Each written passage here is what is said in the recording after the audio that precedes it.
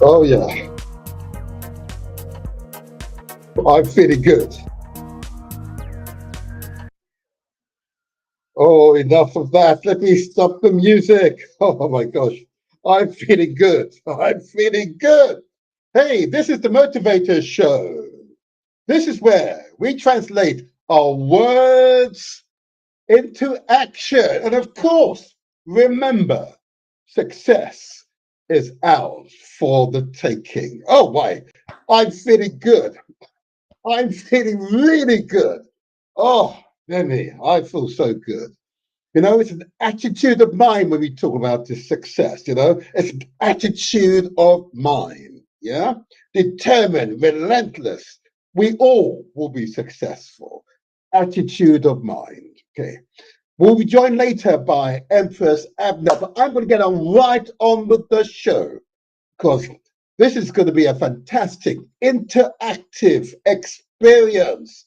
This is an open discussion show where I'm leaving open to you to set the tone, to set the subject matter that we will discuss today.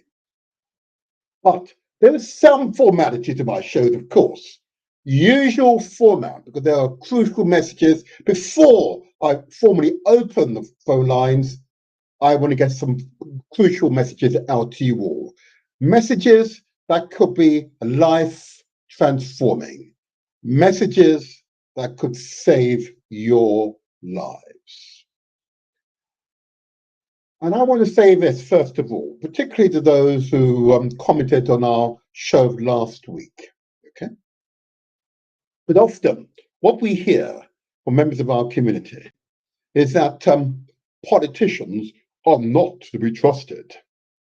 These are people who are members of your own family who are not to be trusted. This is not a saying that you hear from other communities generally, you know. But in our community, it is at least in a strand in our community, it is so. I want to say this to you all. Last week, we had the pleasure, the real honor, in fact, to have Maata Fambua.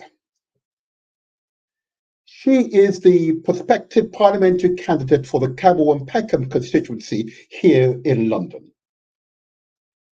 What she displayed last week, I assert to you, was a demonstration of one of our daughters, one of our sisters, one of our mothers, showing the caring, compassionate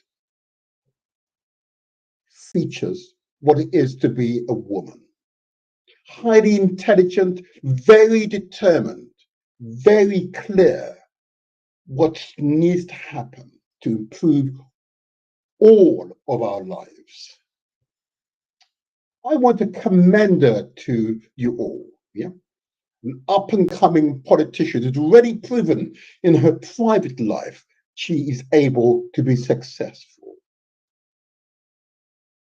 The foundation for which she is the chief executive is an example for her excelling in her private life and her understanding of economics, the understanding of ordinary peoples, the understanding of international economics, as well as national economics, displays, what can I say to this? This goes to show the talent in our community. And indeed, amongst Africans, an unusually high level of genius exists. And she's but an example of our innate genius. Our compassion for all human beings and our ability to lead with wisdom. I commend her to you. Well done, Maata. Well done. Well done.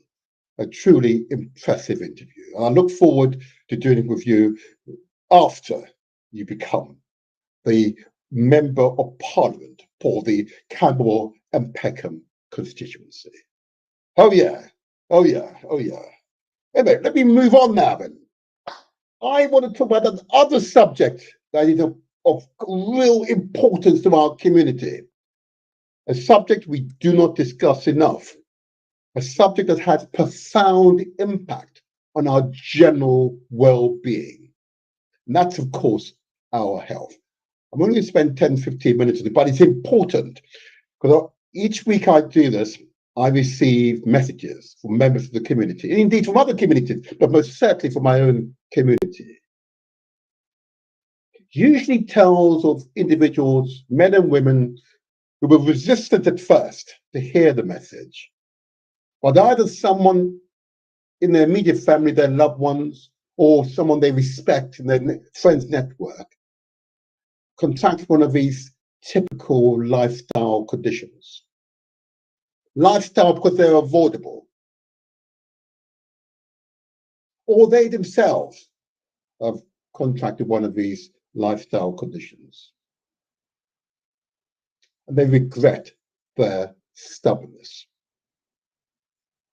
And they become advocate for good health in our community, because there's no good reason why we should have unusually high levels of a number of these diseases, conditions in our community. These are self-inflicted wounds, and they are avoidable. Don't let anyone tell you it is not avoidable. It is avoidable by taking direct action. It's not a question of manifestation from someone from outside. It is your deliberate action that will ensure good health. Remember, success is ours for the taking. Yeah, where we translate words into action. So I'll begin. So remember, these are not commands. These are not instructions. These are not demands. Yeah. These are not proclamations. These are but suggestions. It is for you to decide what is right for you. And if in doubt, of course, I would emphasize before I begin, seek professional advice. I am not a professional, but I have seen the stats. And the stats make for uncomfortable reading. Truly uncomfortable reading. So let me begin. I ask you to consider the amount of sugar and salt you add to your foods that you consume generally. Sugar, of course, is one of those ingredients that give us pleasure often, particularly as children. Why? Because the chemicals, yeah, that make up sugar, sucrose if you like, is very similar to the pleasure chemicals in our brains. So it's easy for us to become addicted, yeah, or have a strong desire whenever we see sweet things. And whilst as a child, your body can tolerate it, you can eat unusually amount of sugar and you seem to excrete it all, quite well. Whilst your organs are in good conditions, your pancreas are working well. Yeah, yeah. You're producing insulin and breaking down the sugar. Yeah, yeah. But it's the cumulative effect of sugar over a week, a month, a year, 10 years, a decade, yeah, successive decades. That's where the damage is caused. Because your pancreas, your body doesn't respond as it did when you were a child. One of the typical outcomes of not being able to break down sugar, in other words, your pancreas isn't working as well. The typical outcome is, of course, diabetes.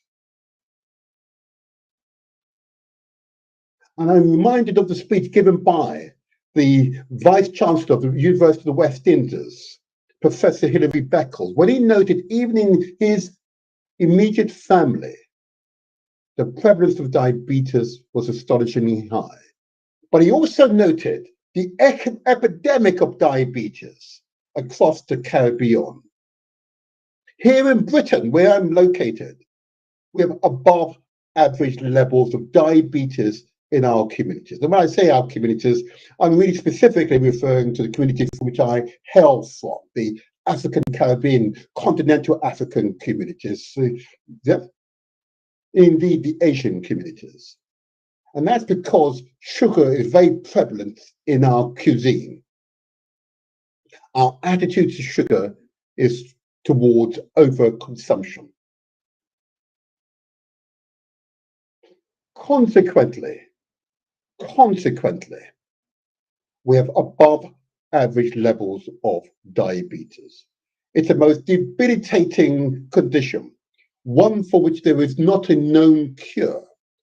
It is manageable, yes, but there is not a known cure.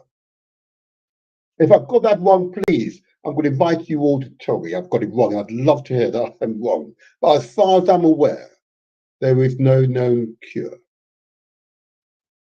And once you are compelled to take in the insulin in order to manage your sugar level, it's a condition you will retain for the whole of your life. But it is manageable. So I say to the audience, I want you to consider the amount of sugar you consume each day. I no longer purchase sugar from the grocery store. I've taught myself not to purchase sugar. Whenever I feel the urge, I do the 3, 2, 1, no. 3, 2, 1, no. To break the habit, to break the urge. And I've got I admit to having a sugary tooth. And that was acquired as a child. But those urges are not more powerful than my common sense, my desire to live a long, healthy, wholesome life. Therefore, I'm not bound by the experience of the past. I am empowered by the vision of my future. How about that? But similarly, I say to you, I ask you to consider the amount of salt you are consuming. Again, salt is one of those so-called flavor enhancers. We add to food because it makes the food taste better. A complete fallacy, if I may say so. A complete fallacy. But believe it or not, it was far more difficult for me to reduce salt than sugar. Don't ask me why. Because the flavor enhancers was, was innocuous. Well, it does add to it, doesn't it? It does bring out the flavor in food. Actually, it's masking. That's all it's doing. It's masking food. I ask you to consider the amount of salt you consume. One of the knock-on effects of salt is the hardening of the arteries, the building of what they call debris in your veins. The hardening of your artery means, of course, it's more difficult for the heart to push blood around your bodies. With the consequence, your pressure goes up. As your pressure goes up, if there's any weakness in your veins and your arteries, then there can be a pop. Why high blood pressure or hypertension is extremely dangerous. But again, it is avoidable. It is avoidable. So I ask you, please, to consider the amount of salt that you consume. And you can't say you don't appreciate the long-term implication of consuming salt, adding salt to your diet every day. The whole point of these communication platforms is to raise awareness. Once you are informed, you're empowered to change your behaviors. For yourself, for your loved ones, those who respect you, and the wider community. I equally ask you to consider the amount of carbohydrates and fat that you consume. Now, carbohydrate comes in a number of forms, principally from wheat-related products.